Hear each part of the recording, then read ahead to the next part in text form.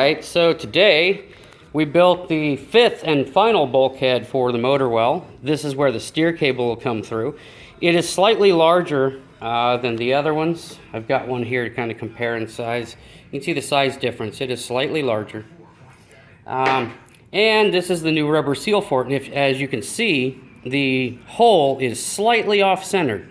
And that's just because of the position of the cable where it comes through that motor well. So there we are. Got it cut out, drilled. Same thing, it's countersunk on the bottom a few thousandths to give this rubber seal a good bite when it's all tightened down. Very first coat of epoxy on it. And tomorrow I'll get this sanded up, do a second coat of epoxy. And after that's cured, then I have that bulkhead as well as the other 4 bulkheads and my forward reverse bracket that all need to be coated in 3 coats of varnish. So as soon as I get another coat on this and it cures, then I'll do all 6 pieces in varnish. So just tying up some little loose ends before we get started on the deck planking.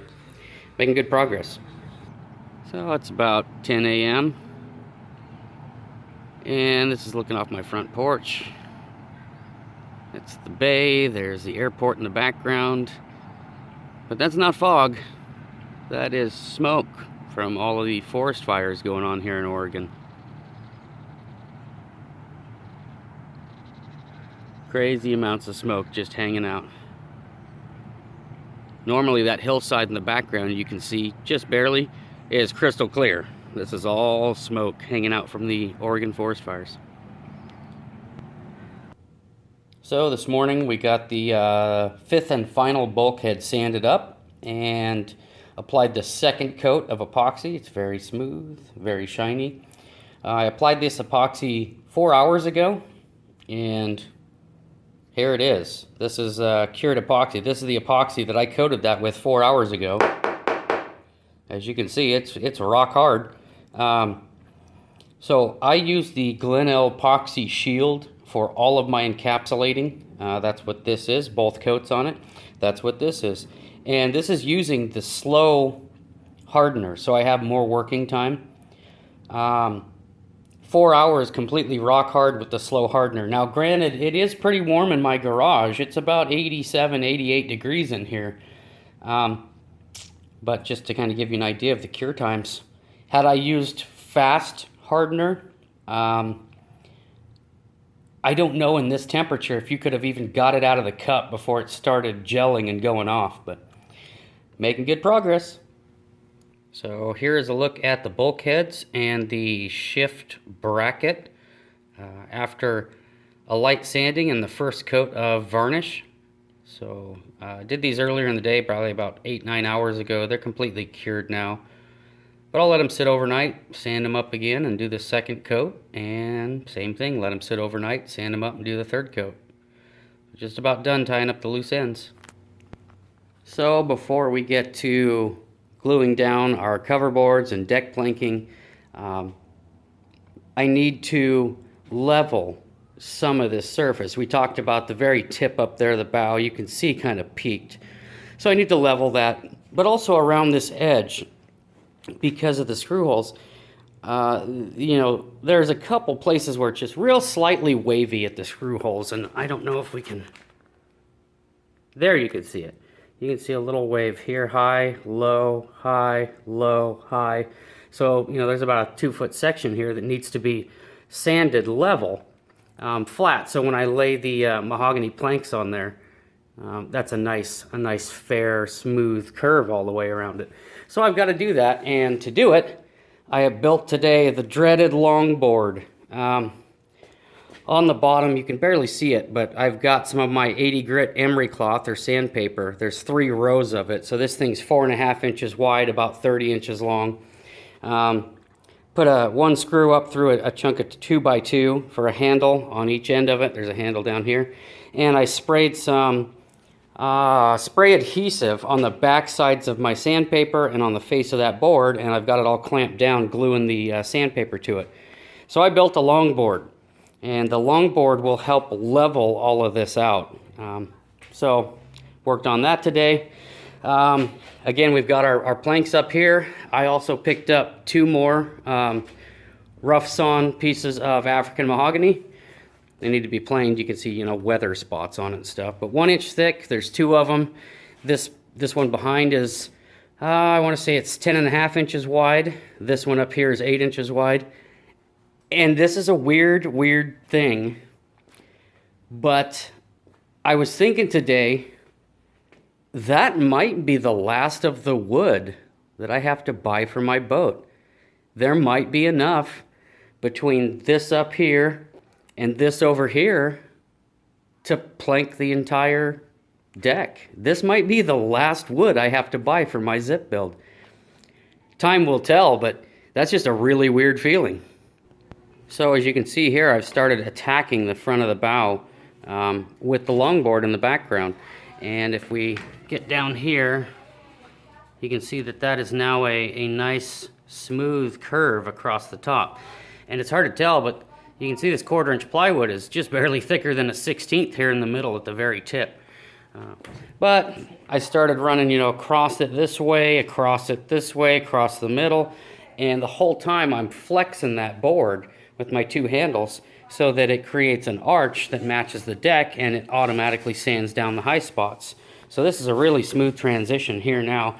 I did that side over there where that little wave was, and I started on this side where the little wave was. So here's a look at my longboard. If we flip it up, you can see the 80 grit emery cloth on it. Just 3 strips of it that I glued with spray adhesive. So there it is. That's all it is. And it works quick. I mean, this is like, to sand that down was probably 5 minutes of longboarding. But the more work I do on this sub deck, the less work I'll have to do when I get the mahogany planks on there. And I would much rather sand this sub deck that is not the prettiest. I'd rather sand it and do all my prep work to this and less on the mahogany. It would have been a real bummer to put that mahogany on here and then have to sand that 1/4 inch mahogany down to a 1/16 up in the bow. Not that it would have mattered, but I'd prefer to take some strength away from this 1/4 inch sub deck than I would the actual mahogany planks. Because this stuff, you know, it's a layer like this, and then a layer like this, and a layer like this, sandwiched 5 layers. So taking this down, it's still much more structurally sound than it would be to do that to the mahogany. Plus, it would make me cry to hurt the mahogany any more than I have to.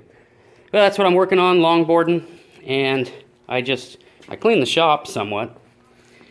What I did was I kind of drew an illustration of what we're looking at. So let's say this is the sub deck, and then you come back and longboard the top of it off. It really doesn't matter if you got a little wave, because my 1/2 inch stainless rub rail is going to cover that up. You will never see it, just so long as the top of it is right, so when we lay the mahogany planks on it, it's nice and smooth.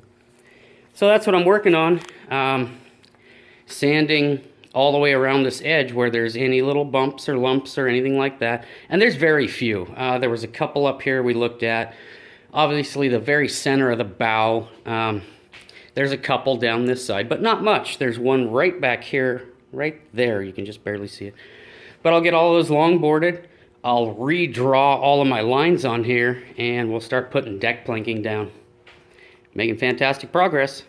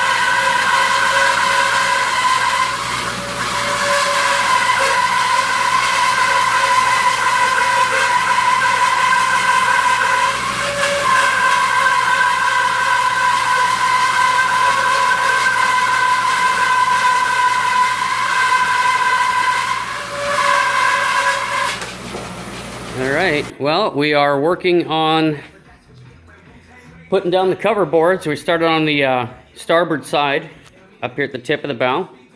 And here's my first joint. Of course, this isn't pushed down tight, but it's a nice joint. And I just kind of borrowed this joint from another Glen-L zip. Again, Mr. Atwood, who built a absolutely beautiful zip, he used a joint almost identical to this. This is a 2-inch section, and then the remainder of the joint. I don't remember what that angle is, but it just looked nice on his, and I tried to come up with several different styles of joints, and it just by far looked better than all the rest of them. So I got this plank cut, fit. I got this plank cut, fit, and now I'm working on this rear plank back here. You can see I've just got it clamped in place. Same style joint on it. You can see the little angle, 2 inches of angle here. And here's a look at our 1/4 inch line. You can see we're right on the line, all the way down. So originally, you know, I was trying to get all technical, and I was gonna set up a little fence out of 3/4 by 3/4 and pin nail it down to the deck, and then stick my router on here and cut this curve with my router. I just went back to the KISS system. Let's keep it simple, stupid. I just drew the line out very, very accurately. I cut it very accurately with my jigsaw, sanded it to the line, and it's a perfect fit. There's no need going that extra mile to build a jig and set everything up perfectly and run your router down it when I can do an equally good job with my jigsaw.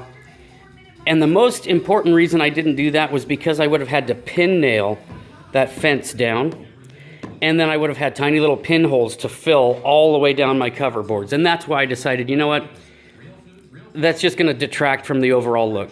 So I'm working on this rear board back here now.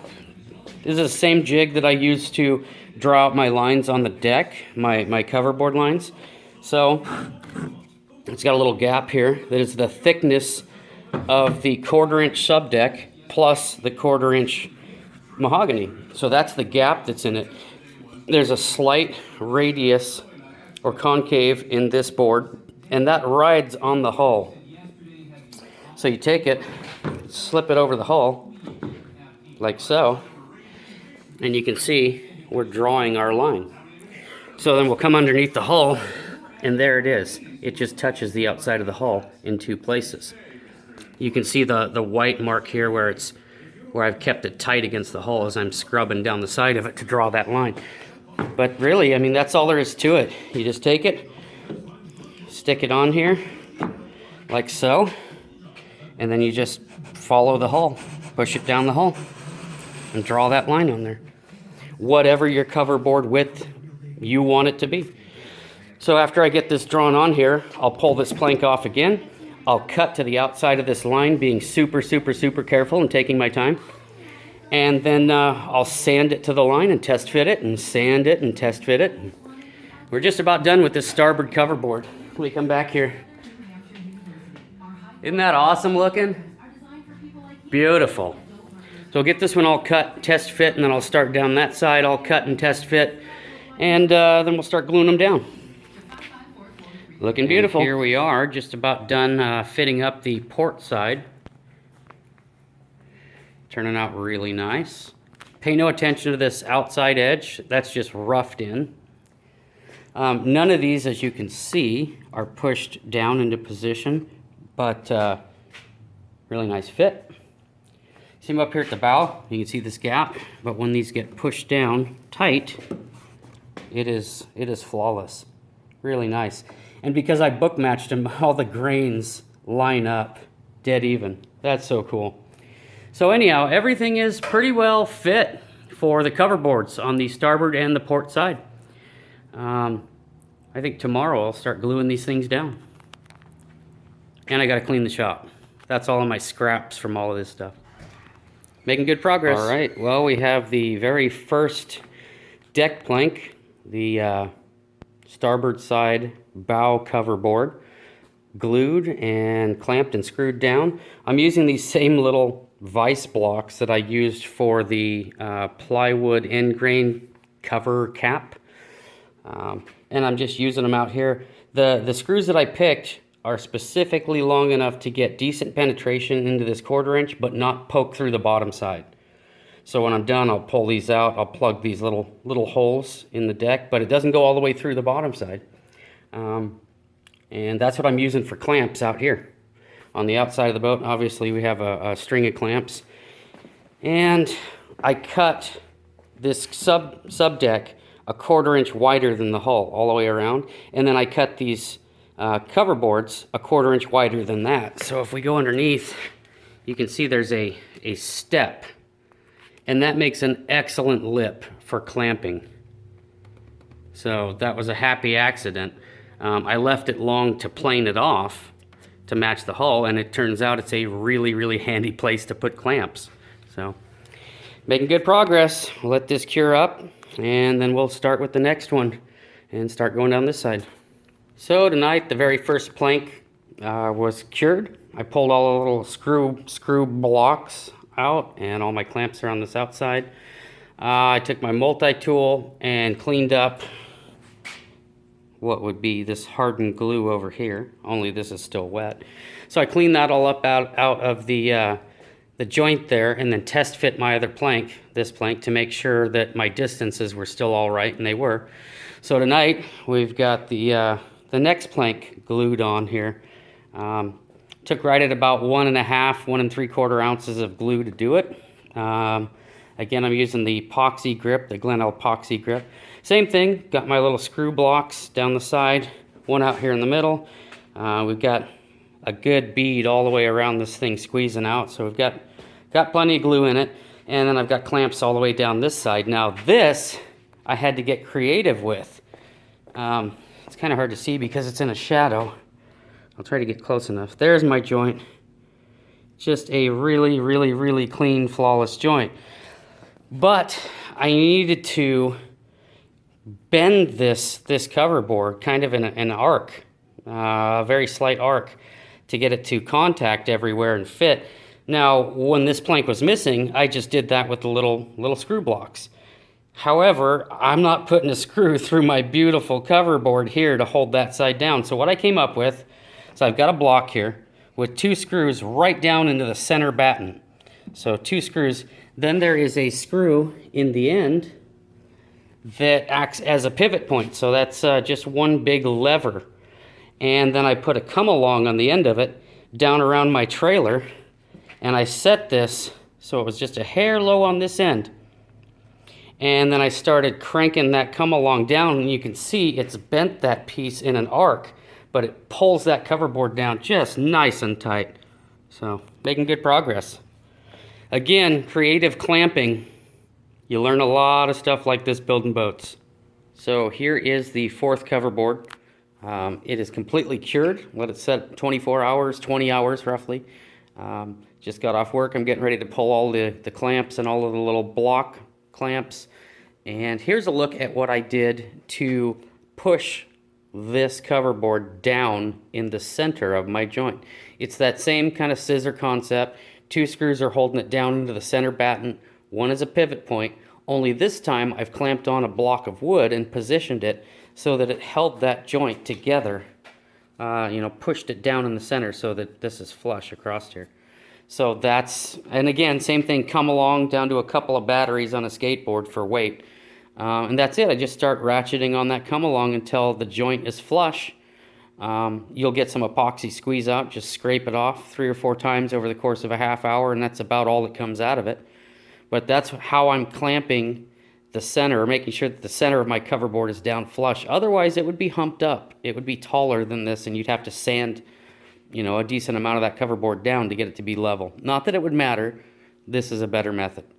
So I had to do this exact same method on that cover board over there. So we now have 4 cover boards glued on, and we're getting ready to start on the 5th, which will be from the dash all the way to the back. What a mess, but making good progress. Well, it is officially October 1st, 2017. For the month of September 2017, we went up 29 3/4 hours, so pretty happy about that, decent hours. We went up $160.77. Basically, that's for another quart kit of Glen-L epoxy grip, thickened epoxy that I've been gluing my deck planking down with. And the rest of that was in mahogany. So $160.77. That 29 3/4 hours, 25 of that went into the deck. So that brings our deck total up to 49 hours. 2 3/4 hours was deck frame. So that brings our deck framing up to 91 1/4 hours. And then 2 hours into varnish. So that brings our varnish up to 61 1/4 hours. So the $160.77, that brings us up to $9,235.29 invested in the zip total. And our hours of 29.75, that brings us up to 812 1/4 hours. So that's where we are. Let's take a look. So here is a look at where we're at now. So I did pretty decent. I hit my main target anyhow for this month. I didn't get any extra credit, but basically we have 5 of the 6 cover boards glued down. This piece, this piece, this piece up here, this piece up here, and then from the dash all the way back on the starboard or right side. So this plank's completely glued down. The only one that's not finished is this one right here on the port rear.